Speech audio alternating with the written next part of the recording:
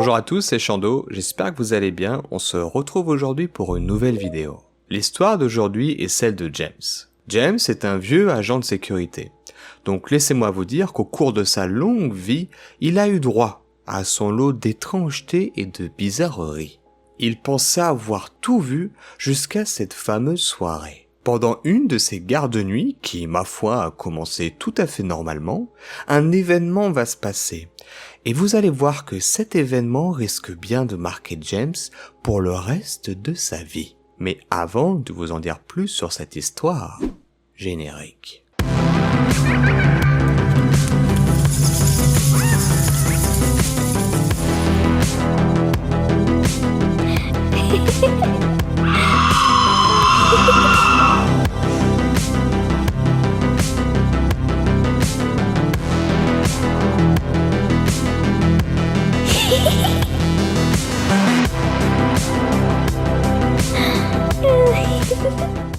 Cette histoire s'est déroulée il y a 2 années de cela. James travaillait en tant qu'agent de sécurité. Il a 38 ans et il a travaillé dans la sécurité durant la majeure partie de sa vie. Il a d'abord commencé sa carrière en tant qu'agent de sécurité dans l'événementiel pour diverses salles de concert bien connues de la région.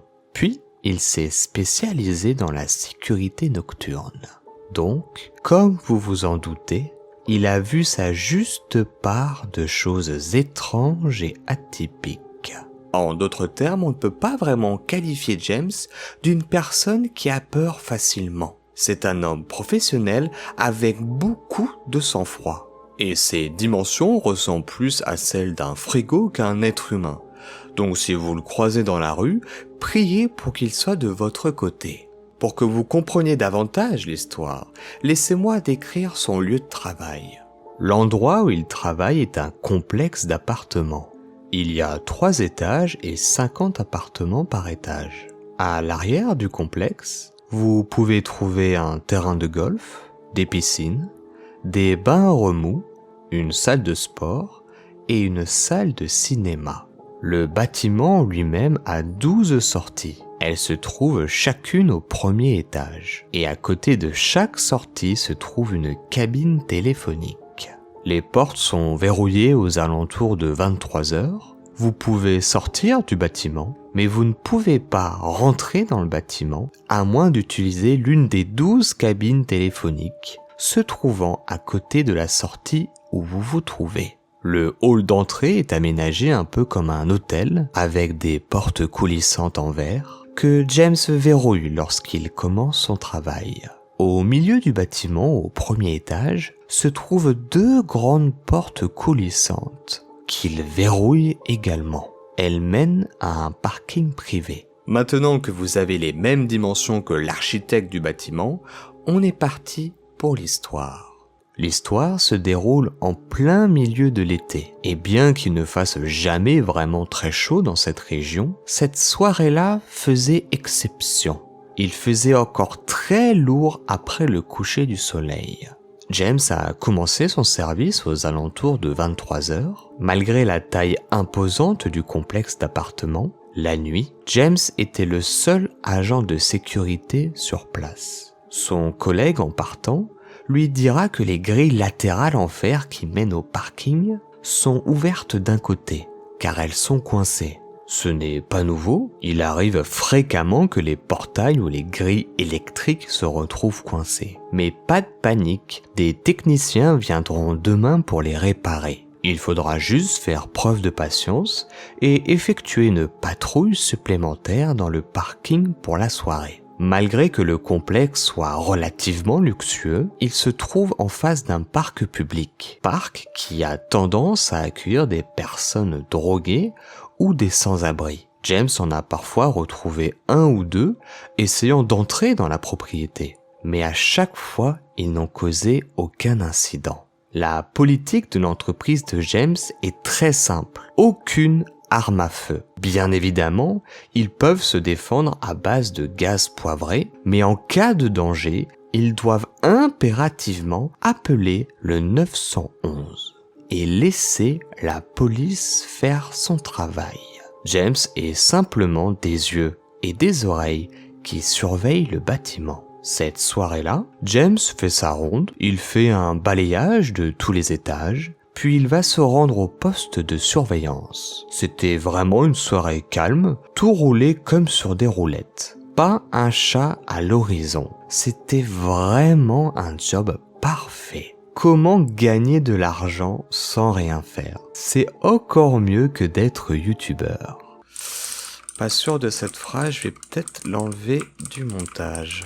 Nous sommes maintenant aux alentours de 3 heures du matin. James vient de s'asseoir pour manger lorsque le téléphone portable de l'entreprise se met soudainement à sonner. L'identification automatique de l'appelant lui a fait savoir que l'appel provenait de l'un des téléphones extérieurs. Ça devait probablement être un résident qui revenait tard d'une soirée bien arrosée. James a donc décroché. « Merci d'avoir appelé. C'est l'agent de sécurité James. Comment puis-je vous aider ?» Mais tout ce que James a entendu ressemblait à ça. James a alors jeté un coup d'œil aux caméras et il a remarqué l'ombre d'une silhouette.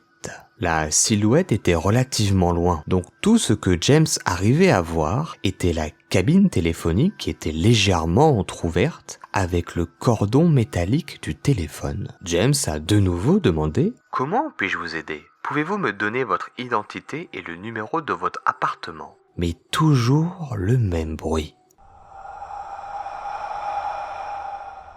Puis l'inconnu a raccroché. James s'est alors levé de sa chaise et a commencé à se diriger vers la porte. Quand tout à coup, le téléphone s'est mis à sonner une nouvelle fois. Mais cette fois, l'appel provenait de la cabine téléphonique numéro 2, qui se trouvait un peu plus loin. Il a rapidement regardé la caméra et il a vu cette grande silhouette dans une veste à capuche. C'était une situation étrange car il faisait encore très chaud dehors. L'homme tenait un sac noir dans ses mains mais tournait le dos à la caméra. Il s'est mis à attraper le combiné téléphonique. « Je viens pour toi et tu vas mourir. » L'homme a raccroché avant même que James ait eu la chance de dire quoi que ce soit. Mais le téléphone s'est mis à sonner une nouvelle fois. Cette fois-ci, James a décroché. Et avant même que l'homme puisse parler, James lui a fait savoir que la police était en route, qu'il avait son visage sur les caméras de sécurité et qu'il devait quitter la propriété sur le champ. L'homme n'a rien dit. Il a raccroché et à travers les caméras, James a pu voir qu'il a essayé d'ouvrir les portes. Mais heureusement, elles étaient toutes verrouillées. Le téléphone se remet une nouvelle fois à sonner, mais cette fois l'appel provenait de la cabine numéro 3. La silhouette devait courir à toute vitesse pour se rendre aussi rapidement d'une cabine à une autre. Le complexe est immense, et les cabines se trouvent à une bonne distance les unes des autres. « Je te vois, tu es prêt à mourir. Les flics n'arriveront pas à temps pour te sauver. » James s'est alors mis à parler fort, pour faire croire qu'il discutait avec un autre agent de sécurité. Il a fait semblant d'envoyer quelques agents de sécurité à l'extérieur du bâtiment pour attraper l'individu. James a alors vu la silhouette raccrocher le téléphone et se précipiter vers le parc, disparaissant dans les pénombres derrière les arbres. Il est alors retourné à son bureau, pensant que toute cette histoire était probablement finie. Ça devait sûrement être un déséquilibré du parc qui avait dû boire une bière de trop. Mais environ une demi-heure plus tard, James avait fini de déjeuner et il était sur le point de faire des rondes lorsque le téléphone a de nouveau sonné. Cette fois, il s'agissait d'un numéro inconnu. Il pensait que ça devait être un résident, appelant pour un problème de réparation ou quelque chose comme ça. Il a décroché le téléphone et a entendu. « Dis-moi, où sont les flics ? Où sont tes amis ? Je ne les vois pas, mais toi, je te vois. » Regarde, c'est encore ce type. Il a regardé les caméras mais il n'a rien vu. Il s'est alors rendu à la porte d'entrée pour regarder à travers. Mais il n'y avait rien d'autre que l'obscurité et quelques lampadaires allumés. « Je sais que tu es seul et que tu vas bientôt mourir. » Fatigué de la situation, James lui a gentiment demandé d'aller se faire et il l'a raccroché. Maintenant, c'est sûr, Cet homme n'était pas un drogué habituel du parc. Il n'était pas un jeune homme en train de faire une plaisanterie. Non, cette fois-ci, c'était une situation dangereuse qui se présentait à James. Suivant le protocole de son entreprise, James a directement appelé le 911. L'opératrice va alors lui dire qu'elle envoie directement une voiture sur place, mais qu'il faudra attendre au minimum 15 minutes. James raccroche et il entend au loin un bruit assourdissant. Il court sur place, allume sa lampe de poche pour apercevoir le visage d'un homme encapuchonné. Il semblait avoir 40 ans, il avait de longs cheveux filandreux et un regard bestial, comme un animal fou touché par la rage.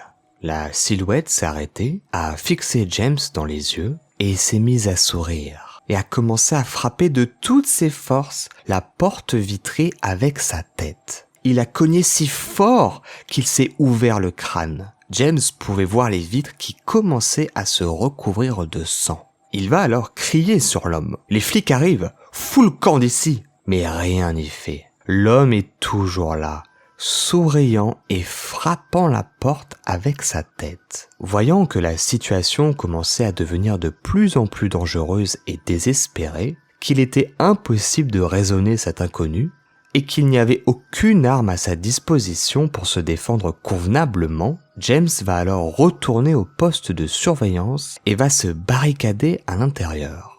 La police devrait bientôt être là. Il n'y en a plus pour très longtemps, se disait-il. Des secondes passèrent, des minutes passèrent. Aucun bruit. James n'entendit plus rien. C'était le silence complet. Après plusieurs minutes sans bruit, James, par acquis de conscience, a regardé les caméras de sécurité. Rien à signaler. Mais le silence se faisant de plus en plus étrange et oppressant, il regarda les caméras une nouvelle fois. Rien. Non, rien. Les couloirs, ok. L'extérieur, c'est bon. Les cabines téléphoniques, ok. Le gars... Attends. James se rend compte avec horreur que les portes coulissantes donnant vers le parking étaient ouvertes. Ça devait sûrement être un résident qui, en voulant sortir sa voiture du parking, a laissé les portes coulissantes déverrouillées. La grille métallique extérieure étant cassée, le silence qui s'était installé, tout ça n'était pas une coïncidence. L'homme avait dû se rendre compte qu'il pouvait rentrer dans le parking et il devait sûrement être dans le bâtiment à l'heure qu'il est. James s'est alors précipité du plus vite qu'il le pouvait. Il réussit in extremis à verrouiller les portes avant que l'homme les atteigne. Et sans surprise, quelques secondes à peine après avoir fermé les portes, il l'entrevoit et entend l'homme frapper avec sa tête ensanglantée contre les portes coulissantes séparant le premier étage du parking. Il essaye de toutes ses forces de l'ouvrir. Il frappe encore et encore, mais rien n'y fait. Les portes ne cèdent pas. James attrape son spray à poivre et se prépare. À ce rythme-là, l'homme va finir par réussir. Qu'est-ce que je dois faire? Je dois intervenir? Je devrais ouvrir la porte et lui régler son compte et le neutraliser?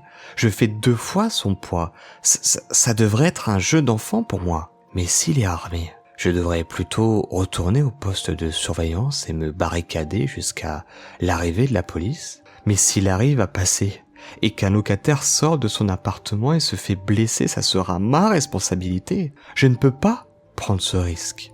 Mais son dilemme intérieur va être interrompu par l'apparition d'un bras. James va en effet apercevoir un bras attraper à la gorge la silhouette et la plaquer au sol. C'était la police. Elle était enfin là. Non sans mal, l'homme va être neutralisé et interpellé par la police. Ils raconteront à James qu'ils sont arrivés à l'entrée du bâtiment et qu'ils ont entendu de l'extérieur un homme hurler et frapper quelque chose contre une porte. Ils ont alors cherché un moyen de rentrer dans le bâtiment et ils ont vu la porte du parking ouverte et ont rapidement déduit qu'il était passé par là. Pour ce qui est du reste de l'histoire, vous la connaissez déjà, les policiers vont intervenir et intercepter l'inconnu juste à temps. Une fois l'interpellation finalisée, James va donner à la police les bandes des caméras. Mais vous devez savoir que James n'aura plus jamais aucune nouvelle de la police concernant cette affaire. Il suppose que l'inconnu doit sûrement être en train de purger une peine en prison, ou alors en hôpital psychiatrique, ou alors dans un lieu inconnu de réinsertion. Suite à cet incident, et notamment, et je pense principalement dû à la pression des résidents, l'entreprise de James va enfin autoriser les agents de sécurité à se munir d'armes, mais uniquement d'armes blanches. Donc James, pour ses futurs gardes de nuit, aura le droit d'utiliser un taser et des flashballs. Et vous devez également savoir que James travaille toujours dans ce complexe d'appartements. Bien sûr, il y a eu d'autres histoires, d'autres problématiques, mais aucune n'avait absolument aucun équivalent à l'histoire que je viens de vous raconter. Et il finira son histoire par toi, l'homme à la capuche. Je sais que nous nous retrouverons jamais. Et c'est ainsi que s'achève notre histoire. Comme d'habitude, et à défaut de me répéter, si vous avez aimé cette vidéo, n'hésitez pas à la liker, la commenter et la partager. Et si d'aventure vous souhaitez soutenir davantage la chaîne, le meilleur moyen reste encore de vous abonner, d'activer la petite cloche et de me suivre sur mes autres réseaux, surtout Instagram, TikTok et Spotify. Tous les liens sont dans la description. Je sais et j'ai conscience que beaucoup de youtubeurs vous demandent de vous abonner à leur chaîne YouTube et à leurs réseaux sociaux. Mais en ce qui me concerne, ça m'aide vraiment, surtout Spotify et Instagram, à gagner en visibilité et donc à développer plus facilement et rapidement cette chaîne. Et de vous à moi, j'aimerais arrêter de filmer avec un iPhone XR, donc pour ça, abonnez-vous. Quant à nous, on se retrouve très bientôt pour une nouvelle histoire. C'était Chando. Portez-vous bien. Ciao.